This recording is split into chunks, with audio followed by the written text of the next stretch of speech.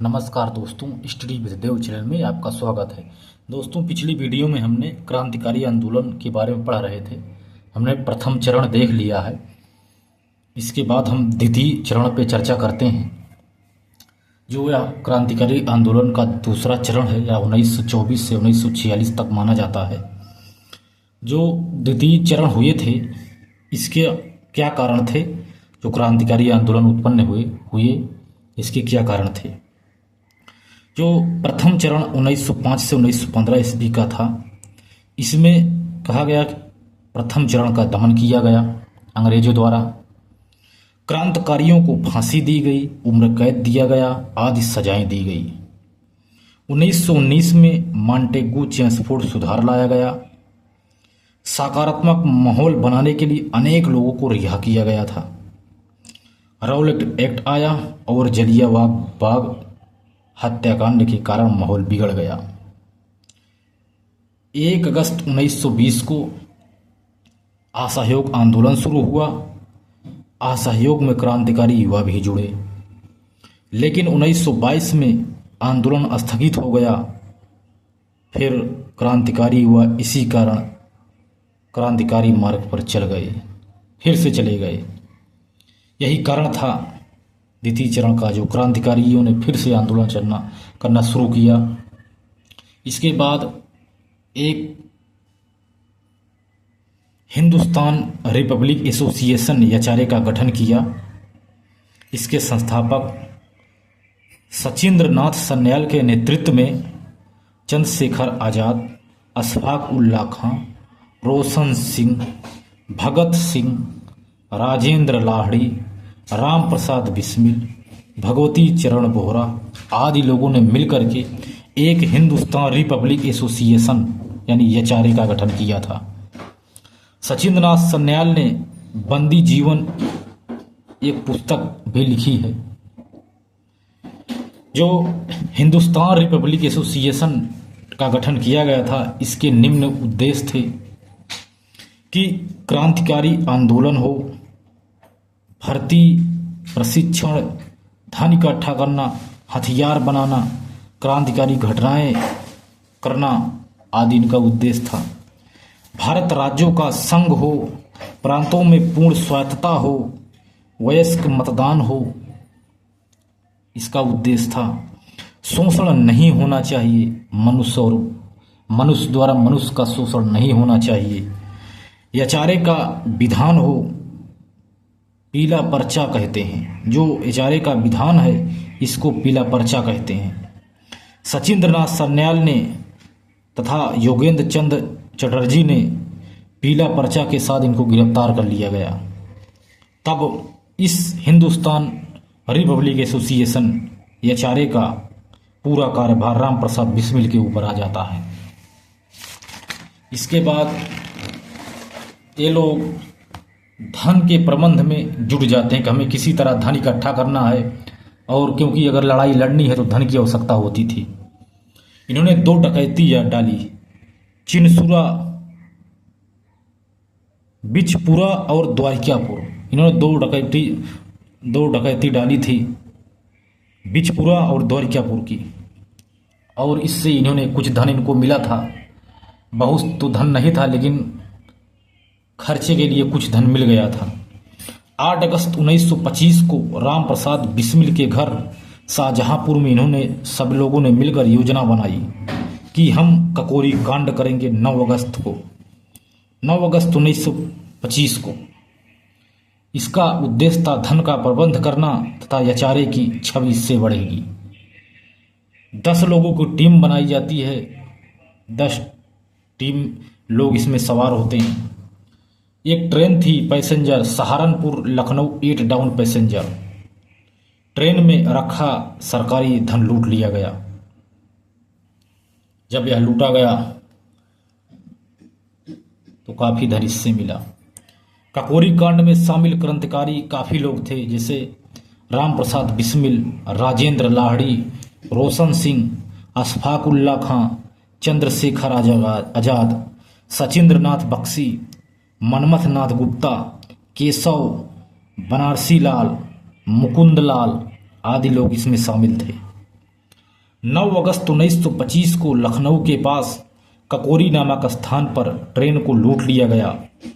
इसी को ही ककोरी कांड कहते हैं।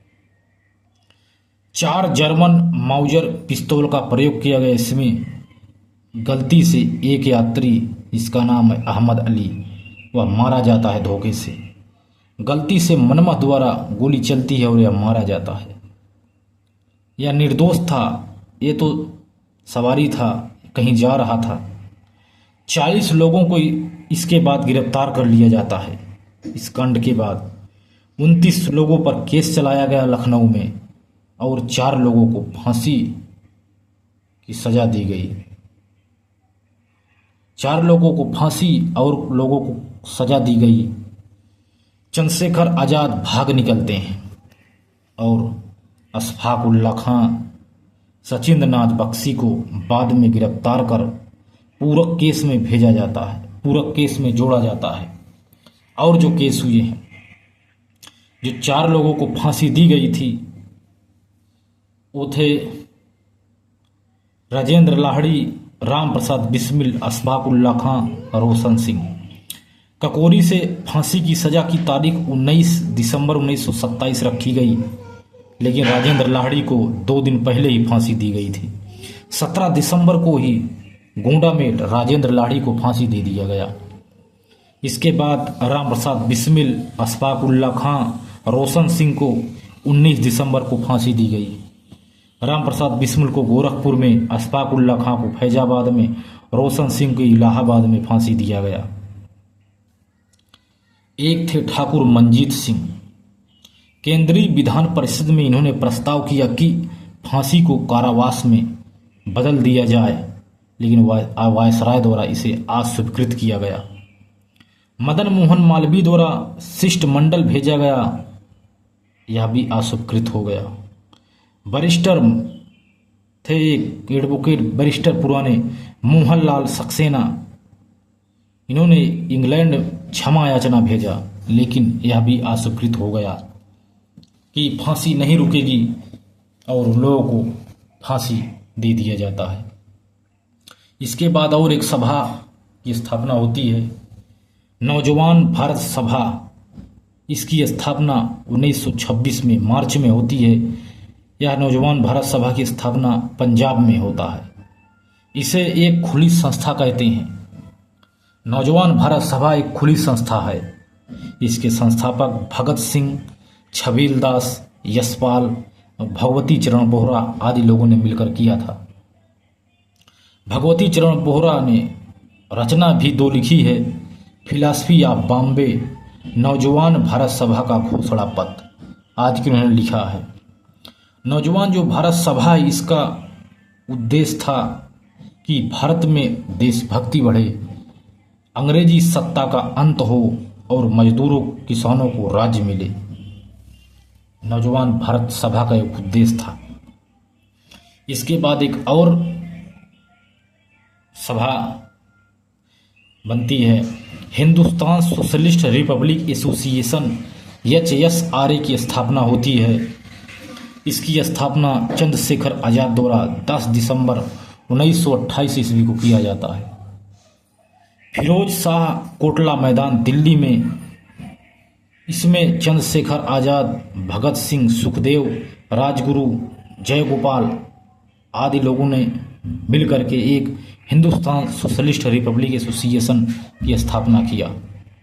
इस हिंदुस्तान सोशलिस्ट रिपब्लिक एसोसिएशन का उद्देश्य था क्रांतिकारी आंदोलन, भारत में समाजवादी गणतंत्र की स्थापना करना। HSRA का एक और उद्देश्य था कि सैंडर्स की हत्या करना है, 1928 में किया था। असेंबली में बम कांड 1929 ईस्वी, लाहौर षड्यंत्र 1929 ईस्वी।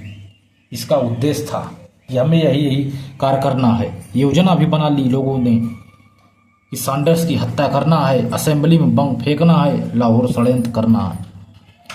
इसके बाद देखते हैं सैंडर्स की हत्या कैसे होती है। सैंडर्स की हत्या 1928 ईस्वी में 17 दिसंबर 1928 को होती है। 1927 में साइमन कमीशन गठित किया गया था अंग्रेजों द्वारा, जो भारत 1928 में आया था। साइमन में जो कमीशन था इसमें सभी 7 सदस्य अंग्रेज थे। इससे भारी विरोध हुआ भारत में कि इसमें तो कोई भारतीय सदस्य नहीं है। 30 अक्टूबर 1928 को लाहौर में साइमन कमीशन का भारी विरोध किया गया। यशस्वी जे स्कॉट ने आदेश जारी किया कि कोई भी पंजाब में जनसभा नहीं करेगा, जुलूस नहीं होगा। क्रांतिकारियों ने इस आदेश का उल्लंघन किया कि हम नहीं मानेंगे। वो क्रांतिकारी किसी भी आदेश को नहीं मानते थे। सहायक अधीक्षक था ASP JP Sanders. Lala Lajpat Rai ने विरोध प्रदर्शन का नेतृत्व कर रहे थे पंजाब में। इस पर जेपी सैंडर्स ने आदेश दिया, लाठीचार्ज हुआ। इससे लाला लाजपत राय घायल हो गए। सैंडर्स भी इसमें शामिल था। जब ये घायल हो जाते हैं तो क्या होता है, मोरी गेट पर भाषण देते हैं, मेरे सर पर पड़ी लाठी की एक एक चोट ब्रिटिश साम्राज्य के ताबूत में लगी एक कील साबित होगी। ये शेर पंजाब लाला लाजपत राय का यह भाषण था। 17 नवंबर 1928 को पंजाब केसरी शेर पंजाब का लाला लाजपत राय हैं, इनकी मृत्यु हो जाती है। इसके बाद HSRA के लोग जे स्कॉट की हत्या करने की योजना बनाते हैं कि हम इसकी हत्या कर देंगे। इनको मारने की योजना बनाई। इस योजना में भगत सिंह, राजगुरु, चंद्रशेखर आजाद, जयगोपाल आदि लोगों ने मिलकर के 17 दिसंबर 1928 को, एक महीने बाद, सैंडर्स को गोली मार देते हैं, बदला ले लेते हैं गोली मारकर। टोह लेनी थी कि स्कॉट को मारना है। सैंडर्स को स्कॉट समझा गया। जो एएसपी सैंडर्स था, इनको क्योंकि या पालकी में सवार होकर जा रहा था, लोगों ने समझा कि यही स्कॉट है। सैंडर्स को लोगों ने स्कॉट समझा और राजगुरु ने सैंडर्स को गोली मार दी और भगत सिंह ने इन पर कई गोलियां मारी। 2 कांस्टेबल भी मारे गए। चनन सिंह, इनको चंद्रशेखर ने गोली मारी थी और कार्म को भगत सिंह ने गोली मारी थी। इस प्रकार जे स्कॉट की हत्या हो जाती है। लोगों ने लाला लाजपत राय का बदला ले लिया। इसके बाद दूसरा देखते हैं, सैंडर्स की हत्या जब 17 दिसंबर को हो जाती है तो दूसरा HSAR का कार्य था असेंबली बम कांड, जो 8 अप्रैल 1929 को हुआ था। असेंबली में बम कांड 8 अप्रैल को करते हैं लोग। 8 अप्रैल को केंद्रीय विधानसभा में 2 बिल पास होने थे, पब्लिक सेफ्टी बिल और trade dispute bill. Bill pass होने थे दोनों केंद्रीय असेंबली में। विट्ठल भाई पटेल केंद्रीय विधानसभा में अध्यक्षता कर रहे थे। जवाहरलाल नेहरू, मदन मोहन मालवीय, मोहम्मद अली जिन्ना, साइमन आदि उपस्थित थे। यहाँ क्रांतिकारियों की योजना थी। भगत सिंह और बटुकेश्वर दत्त दोनों मिलकर योजना बनाई कि असेंबली में हम 2 बम फेंकेंगे। यह बम सिर्फ लोगों को डराने के लिए होगा, हत्या के लिए नहीं होगा, क्योंकि अगर हत्या करना होता तो ऊपर फेंकते, डराते नहीं। असेंबली में 2 बम फेंके इन्होंने, पर्चे बांटे, इंकलाब जिंदाबाद का नारा दिया, साम्राज्यवाद का नाश हो आदि का नारा दिया। इसका उद्देश्य दर्ज किया गया कि इन्होंने असेंबली में बम फेंका। दोनों लोगों ने आत्मसमर्पण किया क्योंकि इनका उद्देश्य किसी को मारना नहीं था। लेकिन खेल उल्टा हो जाता है। भगत सिंह और बटुकेश्वर दत्त को सजा मिली। इन पर मुकदमा चलाया गया। मुकदमे में बचाव पक्ष की ओर से वकील थे अरुणा आसफ अली, सरकारी वकील थे राय बहादुर सूरज नारायण। मात्र 2 माह में पूरी सुनवाई हो जाती है। दोनों को काले पानी की सजा हो जाती है।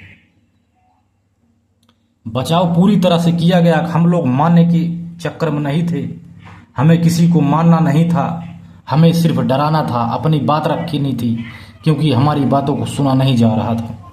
लेकिन फिर भी इनको काले पानी की सज़ा हो गई। इनको लाहौर जेल भेज दिया गया लाहौर के षड्यंत्र के लिए। बाद में इन्हीं को जिम्मेदार ठहराया जाता है, बाद में कुछ लोगों को, जिसमें वहीं पर राजगुरु सुखदेव जतिन दास आदि को भी लाया जाता है लाहौर के षड्यंत्र के लिए। यहाँ लाया जाता है लाहौर जेल में।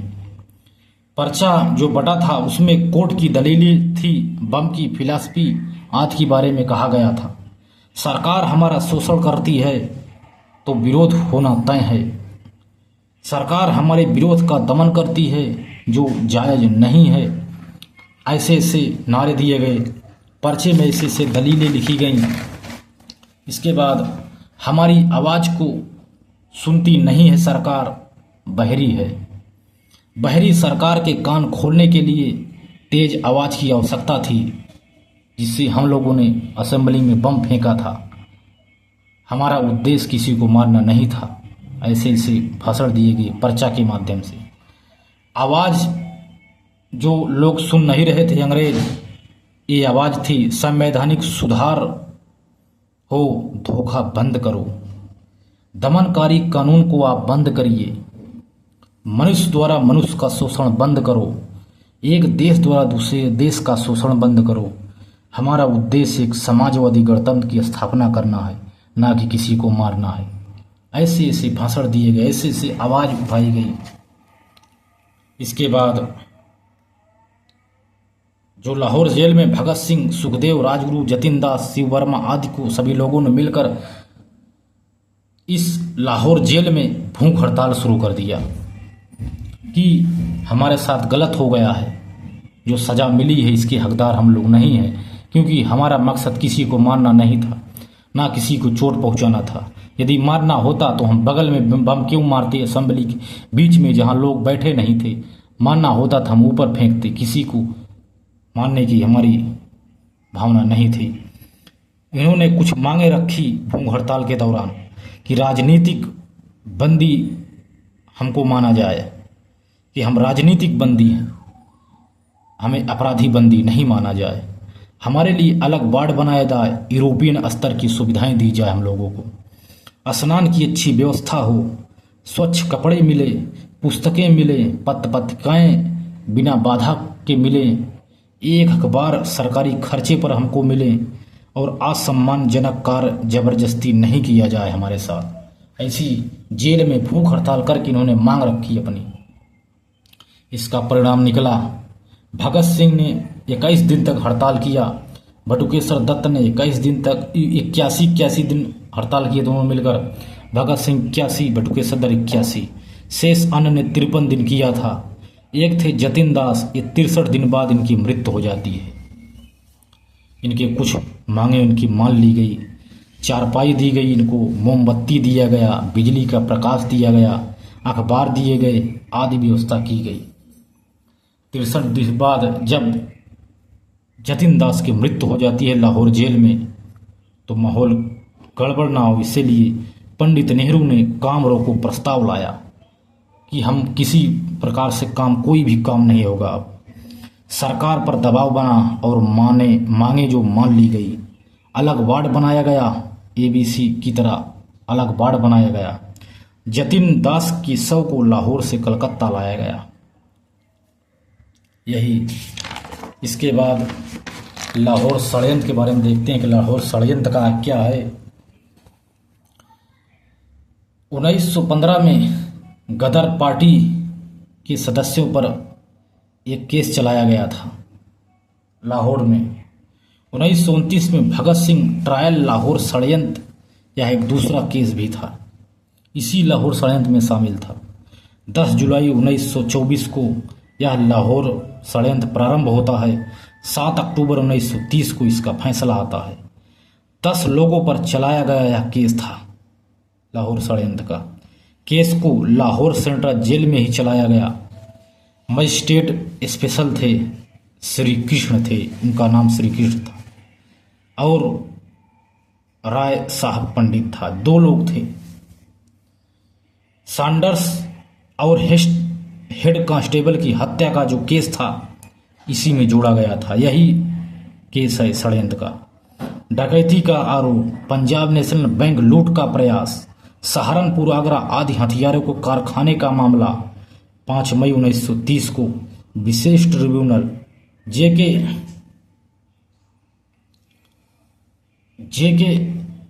कोल्ड स्ट्रीम का अध्यक्ष आगा हैदर जीसी हिल्टर आदि विशेष ट्रिब्यूनल का भी केस था। 7 अक्टूबर 1930 को फैसला किया गया। 17 अक्टूबर 1930 को यह फैसला आया कि 3 लोगों पर कि भगत सिंह, राजगुरु, सुखदेव इस पूरे कांड के हकदार हैं, इन्हीं की वजह से सब हुआ है और इन्हें फांसी देने का फैसला लिया जाता है कि 24 मार्च 1931 को सुबह 6 बजे इनको फांसी दे दिया जाए, क्योंकि ये जो सभी षड्यंत्र रचे गए हैं इसके कर्ता धर्ता यही तीनों हैं। इन्हीं तीनों लोगों पर पूरा केस ठोका गया और फांसी 12 घंटे पूर्व 23 मार्च को दे दी जाती है। शाम 7:30 बजे 7:30 पर इनको फांसी दी जाती है और फिरोजपुर में शव जलाने का प्रयास किया जाता है इनका। भगत सिंह फांसी से पहले लेनिन एक था, उसकी जीवनी ये पढ़ रहे थे, वो विद्वान था लेनिन। जेल में भगत सिंह ने कहा, एक क्रांतिकारी दूसरे क्रांतिकारी से मिल रहा है, ऐसा उन्होंने कहा। इसके बाद 5 मार्च 1931 में गांधी इरविन समझौता भी हुआ था, लेकिन इस समझौते में 25 जो वो हुआ था अधिवेशन, वो इरविन समझौता 5 मार्च को, तो इसमें महात्मा गांधी ने इन तीनों के खिलाफ बचाव पक्ष नहीं रखा था। यदि रखे होते तो शायद ये लोग फांसी से बच जाते। इसके बाद 25 मार्च 1931 को जब कराची में अधिवेशन होता है तो एक विशेष अधिवेशन जो होता है इसमें अध्यक्ष बनते हैं सरदार पटेल। यहाँ पर गांधी जी का बहुत भारी विरोध किया गया कि आपने जो गांधी इरविन समझौता में जो आप गए थे उसमें आपने मांग को क्यों नहीं रखा था। इस अधिवेशन में गांधी गो बैक के नारे लगे, भगत सिंह जिंदाबाद, गांधीवाद का नाश हो, काले झंडे दिखाए गए, क्रांतिकारियों की सराहना की गई, संवेदना व्यक्त की गई। प्रस्ताव गांधी जी ने रखा था ऐसा। 20 मार्च 1931 को एक पत्र भी लिखा गया, पंजाब के गवर्नर को लिखा था। भगत सिंह, राजगुरु, सुखदेव द्वारा कहा, मैं राजनीतिक अपराधी हूं, लेकिन यह भी अस्वीकार हो गया था। इस प्रकार हमने क्रांतिकारी आंदोलन के बारे में चर्चा किया। कुछ और क्रांतिकारी आंदोलन हैं, संगठन, संस्था है, इसको हम अगली वीडियो में देखेंगे। तो दोस्तों, यदि आपको क्लास अच्छी लगती हो तो शेयर ज़रूर करना, जिससे ये वीडियो और लोगों के पास पहुँचे। दोस्तों, मिलते हैं और बेहतरीन क्लास में, तब तक के लिए धन्यवाद।